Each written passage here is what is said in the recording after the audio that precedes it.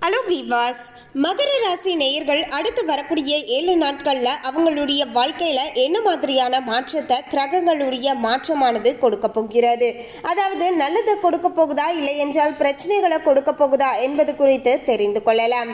ஏனென்றால் மகர ராசி நேயர்களுக்கு 7.5 சனியின் காரணமாக கடந்த சில நாட்களாகவே பிரச்சனைகளாகவே இருந்து கொண்டே இருக்கிறது. பிரச்சனைகள் அப்படின்னு சொல்வதை காட்டிலும் ஏதாவது ஒரு மனக்குழப்பங்களானது இருந்து கொண்டே இருக்குங்க. எது செய்தாலுமே அதில் ஏதாவது ஒரு குழப்பமானது இருந்து கொண்டே இருக்கும். தற்போது செய்யக்கூடிய வேலை சரியாக இருக்குமா, இல்லை என்றால் வேறு வேலைக்கு முயற்சி பண்ணலாமா, நமக்கு எது பிடித்தமான வேலை அப்படின்னே தெரியாமல் ஒரு விதமான மனக்குழப்பத்திலேயே இருப்பீங்க. குடும்பத்தில் அவ்வப்போது உங்களுடைய கோபத்தின் வெளிப்பாடாக சில பிரச்சனைகளை பார்த்தீங்கன்னா சந்தித்து கொண்டு இருக்கீங்க. ஆரோக்கிய ரீதியாக சொல்லும்போது கால் சம்பந்தமான சில பிரச்சனைகளை மகர ராசி நேயர்கள் அனுபவிச்சுட்டு இருக்காங்க. தொழில் ரீதியாக சின்ன சின்ன முன்னேற்றம் ஏற்பட்டாலுமே அந்த முன்னேற்றத்தை சரி செய்யக்கூடிய வகையில் வேறு ஏதாவது ஒரு வகையில் பிரச்சனைகளும் நஷ்டங்களும் ஏற்பட்டு கொண்டு தாங்க இருக்கிறது. இப்படிப்பட்ட சுச்சுவேஷனில் தான் இந்த வீடியோவை பார்க்கக்கூடிய மகர ராசி நேயர்களாகிய நீங்களும் இருக்கீங்க. அப்படின்னா வீடியோக்கு கீழே எஸ் அப்படின்னு டைப் பண்ணுங்க. மிக விரைவிலேயே இந்த நிலைகள் மாறணும் அப்படின்னு ஆசைப்பட்டீங்கன்னா ஓம் ஸ்ரீம் விநாயகரே போற்றி, இல்லை என்றால் ஓம் கம் கணபதியே நமக அப்படிங்கிற இந்த திருமந்திரத்தை கமெண்ட்ஸில் 3 முறை டைப் பண்ணுங்க. விநாயகரின் ஆசையால் சனியினால் ஏற்படக்கூடிய சங்கடங்களும் பாதிப்புகளும் குறைய ஆரம்பிக்கும். அதுக்கு முன்னாடி இன்னும் நம்ம சேனலை சப்ஸ்கிரைப் பண்ணலன்னா சப்ஸ்கிரைப் பண்ணிடுங்க. அப்படியே பக்கத்தில் இருக்கக்கூடிய பெல் ஐகானையும் ப்ரெஸ் பண்ணுங்க. வாங்க வீடியோக்குள்ளே போகலாம். 24/6/2024 திங்கட்கிழமையில இருந்து வரப்போகின்ற 30/6/2024 ஞாயிற்றுக்கிழமை வரையிலான இந்த இடைப்பட்ட 7 நாட்கள் முழுவதும் மகர ராசி நேயர்களுடைய வாழ்க்கையில கிரக நிலைகளை வைத்து பார்க்கும்போது சூரியன் மிதுன ராசியிலையும் செவ்வாய் மேச ராசியிலையும் அமர்ந்து நமக்கு பலன்களை கொடுக்க போகிறார். புதன் மிதுன ராசியிலையும் ரிஷபத்துல குருவுடைய சஞ்சாரமும் அமைஞ்சிருக்குங்க. சுக்கிரன் மிதுன ராசியில இருக்காரு. கும்பத்துல சனி, மீனத்துல ராகு, கன்னியில கேது என மற்ற கிரகங்களுடைய சஞ்சாரமும் அமைஞ்சிருக்குங்க. மேலும் இந்த வாரத்தில் வேறு கிரக மாற்றங்கள் எதுவும் நடைபெற போவது கிடையாது. எனவே தான் இந்த வாரம் கிரகங்களுடைய சஞ்சாரம் கூட்டணி பார்வைகளால் இனி வரப்போகின்ற நாட்கள் மகர ராசி நேயர்களுடைய வாழ்க்கையில என்ன மாதிரியான தாக்கத்தை ஏற்படுத்த போகிறது என்பது குறித்து தெரிந்து கொள்ளலாம். மகர ராசி நேயர்களே, மகர ராசி அன்பர்களுக்கு அடுத்து வரக்கூடிய 7 நாட்களானது சூரியன் 6ஆம் இடத்துல அமர்ந்து சஞ்சாரம் செய்து கொண்டு இருக்காரு. இரவு பகல் பாராமல் உழைத்து பண வரவை பெருக்கக்கூடிய எண்ணம் மட்டுமே மகர ராசி நேயர்களுடைய மனதில் முழுமையாக இருக்கும் அப்படின்னு சொல்லலாங்க. எதிர்கால நன்மைக்காக பொருளாதார சேமிப்பை உயர்த்தக்கூடிய எண்ணத்தில் மட்டுமே இருப்பீர்கள் அப்படின்னு சொல்லலாங்க. அடுத்து வரக்கூடிய எதிர்காலத்தில் நாம எப்படி சேர்த்து வைக்கலாம், மேலும் நம்முடைய பிள்ளைகளுக்கு எப்படி சொத்து சேர்த்து வைக்கலாம் அப்படிங்கிற மாதிரியான ஒரு எண்ணத்திலேயே அடுத்து வரக்கூடிய 7 நாட்களானது உங்களுக்கு நகர ஆரம்பிக்குங்க. மேலும் தங்க நகைகள் வாங்கக்கூடிய யோகமானது சிலருக்கு சாதகமாக அமைஞ்சிருக்குங்க. இருந்தாலுமே மகர ராசி நேயர்களுக்கு ஒரு சில குழப்பங்களும் அவ்வப்போது இருந்து கொண்டே இருக்கிறது என்று சொல்லலாங்க. அதாவது இப்போது நம்ம தங்க நகைகள் வாங்குவதன் மூலமாக நமக்கு லாபமானது இருக்கக்கூடுமா, இல்லை என்றால் அந்த பணத்தை அப்படியே பேங்க்ல வைப்பது நமக்கு நல்லதாக இருக்குமா அப்படிங்கிற மாதிரியான பல்வேறு விதமான மனக்குழப்பத்திலையும் ஒரு சில மகர ராசி நேயர்கள் இருக்கீங்க அப்படின்னு சொல்லலாங்க.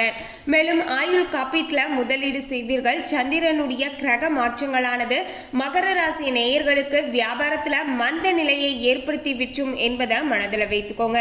பொதுவாகவே ஒவ்வொரு வாரமுமே சந்திரனுடைய நகர்வானது தொழில் ரீதியாக முக்கியத்துவம் பெற்றதாக பார்க்கப்படுங்க. அந்த வகையில தான் மகர ராசி நேயர்களுக்கு சந்திரனுடைய நகர்வானது இந்த வாரத்துல பாத்தீங்கன்னா தொழில் ரீதியாக பெரிதளவுக்கு லாபத்தை ஏற்படுத்தி கொடுப்பதற்கு ரொம்பவே பாத்தீங்கன்னா உதவிகரமாக இருக்க போவது கிடையாது அப்படிங்கிறத மனதில் வைத்துக்கோங்க. ஸோ எது செய்வதாக இருந்தாலும் நிறுத்தி நிதானமாக பொறுமையோடு செய்துட்டு வருவதன் மூலமாக சில நஷ்டங்கள் ஏற்படுவதை நம்ம முன்கூட்டியே பார்த்தீங்கன்னா தவிர்த்து கொள்வதற்கு உதவியாக இருக்குங்க.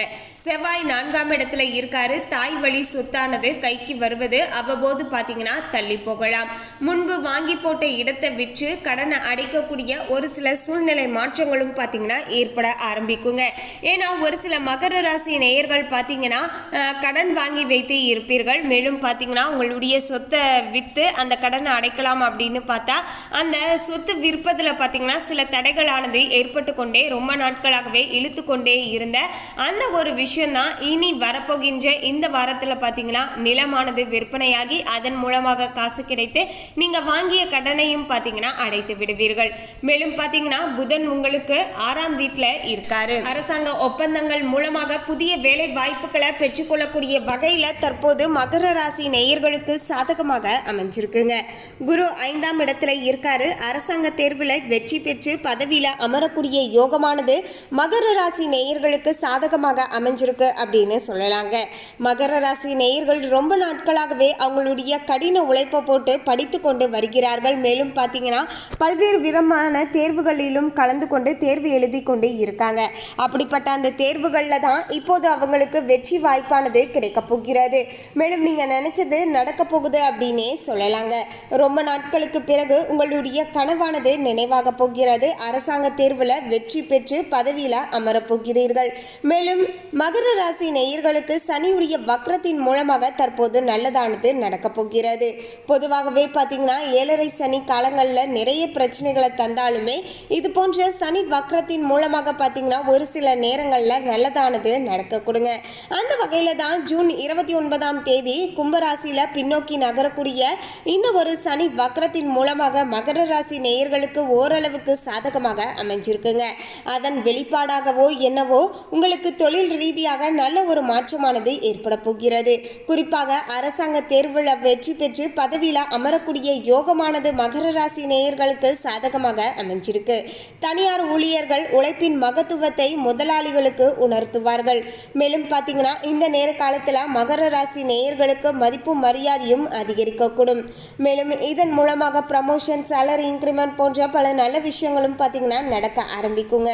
சுக்கிரன் 6ஆம் இடத்துல இருக்காரு. கலைத்துறையினர் மிக சிறப்பான முன்னேற்றத்தை காண்பீர்கள். சனி 2ஆம் இடத்துல இருக்காரு. கட்டுமானத்துறை தொழிலாளர்கள் கொஞ்சம் சிரமத்தை எதிர்நோக்குவார்கள். ராகு 3ஆம் இடத்துல இருக்காரு. நரம்பு சம்பந்தப்பட்ட வியாதிகளானது பாதிப்பை அவ்வப்போது ஏற்படுத்தலாம். கேது 9ஆம் இடத்துல இருக்காரு. ஏற்றுமதி இறக்குமதி தொழில் மூலமாக நல்ல லாபத்தை பெற்றுக்கொள்ளக்கூடிய வகையில் மகர ராசி நேயர்களுக்கு சாதகமாக அமைஞ்சிருக்குங்க. மொத்தத்தில் மகர ராசி நேயர்களுக்கு அடுத்து வரக்கூடிய 7 நாட்களுமே ஓரளவுக்கு பார்த்தீங்கன்னா சுபமாகவே அமைஞ்சிருக்குங்க. தொழில் ரீதியாக நீங்கள் எந்தவித முடிவை எடுப்பதாக இருந்தாலும் ஒரு முறைக்கு பலமுறை யோசித்து இது செய்தால் அடுத்து என்ன நடக்கும் அப்படிங்கிற விஷயத்தை மட்டும் நீங்கள் கொஞ்சம் யோசிச்சுட்டு பொறுமையாக செய்வதன் மூலமாக தொழில் ரீதியாக நல்ல ஒரு மாற்றத்தையும் முன்னேற்றத்தையும் பார்த்தீங்கன்னா முழுமையாக மகர ராசி நேயர்கள் அனுபவிக்க முடியும் அப்படின்னு சொல்லலாங்க. மேலும் வீடியோவை பார்க்கக்கூடிய மகர ராசி நேயர்கள் உங்களுக்கு பிடித்த இஷ்ட தெய்வம் என்ன அப்படிங்கிறதையும் கமெண்டில் ஷேர் பண்ணுங்கள். நீங்கள் மறக்காமல் பார்த்தீங்கன்னா சிவபெருமானுடைய கோவிலுக்கு சென்று அங்கே இருக்கக்கூடிய நந்தி பகவானுக்கு 2 எல் தீபம் ஏற்றி வைத்து சனிக்கிழமை தோறும் வழிபாடு செய்துக்கோங்க. இதன் மூலமாக சனியினால் ஏற்படக்கூடிய சங்கடங்கள், பாதிப்புகள் அனைத்துமே பார்த்தீங்கன்னா விலக ஆரம்பிக்கும். குறிப்பாக நீங்கள் தெரிந்தோ தெரியாமலேயோ உங்களுடைய வாழ்க்கையில் செய்து வந்த பாவங்களும் நீங்க ஆரம்பிக்குங்க. மேலும் மகர ராசி நேயர்கள் இன்னொரு சில முக்கியமான விஷயங்களையும் பார்த்தீங்கன்னா தெரிஞ்சுக்கணும். அதாவது ஒரு சிலர்லாம் கமெண்ட்ல என்ன சொல்றீங்க, நீங்க சொன்னது நடந்திருந்துச்சு அப்படின்னு சொல்லியிருந்தீங்க. இன்னும் ஒரு சிலர் நீங்க சொன்னது பாதி தாங்க நடந்திருந்துச்சு அப்படின்னு சொல்றீங்க. இன்னும் ஒரு சிலர் நீங்க சொன்னதுக்கு ஆப்போசிட்டா நடந்துச்சு அப்படின்னு சொல்றீங்க.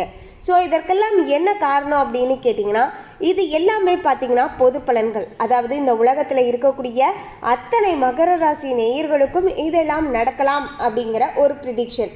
அதுவே உங்களுடைய ஒவ்வொருத்தரும் ஒவ்வொரு நேரத்தில் பிறந்திருப்பீங்க. அந்த பிறந்த நேரத்தை வைத்து உங்களுடைய ஜனன ஜாதகத்தில் தற்போது நடந்து கொண்டு இருக்கின்ற தசா புத்தியை பொறுத்து ஒரு சில விஷயங்களானது மாறுபடலாம்.